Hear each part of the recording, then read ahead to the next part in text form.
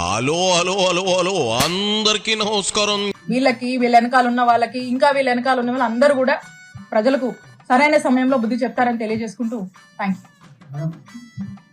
ప్రభుత్వంలో మీ నాయకుడు కోట్ల రూపాయల భూమి తక్కువ నాయకుడు తక్కువ నేను చెప్తుంది ఏంటి, రాజకీయాల్ని వీళ్ళు ఎలా అడ్వాంటేజ్ తీసుకున్నారు, మా పార్టీలో ఉన్నప్పుడు ఏ విధంగా అడ్వాంటేజ్ తీసుకున్నారు అనేటువంటి విషయాన్ని నేను చెప్తా ఉన్నాను. ఇక్కడ తప్పు ఒప్పులు అంటలేదు.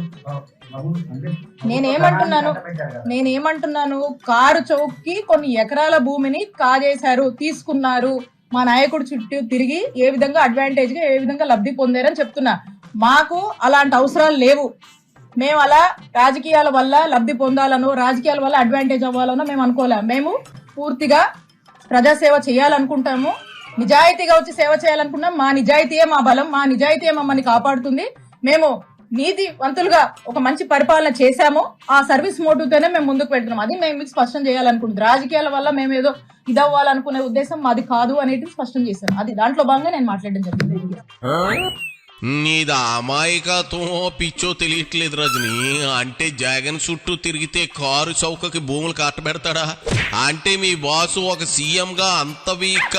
సరే, ఇప్పుడు అంటే నీకు ఆ నరసరావుపేట ఎంపీకి గొడవైంది కాబట్టి నిజాలు బయట పెట్టావు. ఇలా జగన్ ఎంతమందికి ఎన్ని వేల ఎకరాలు అప్పగించాడు అదే కారు చౌకగా అవి కూడా బయట పెట్టు. మీ ప్రభుత్వ హయాంలో అవినీతి జరిగిందని నువ్వు చెప్పకనే చెబుతున్నావుగా రజని.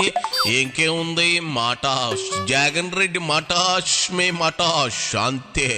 చివరిగా ఏం చెబుతావు చెప్పు, మరీ లాగా సింపుల్ గా ఒక మాటలో తేల్చాయి.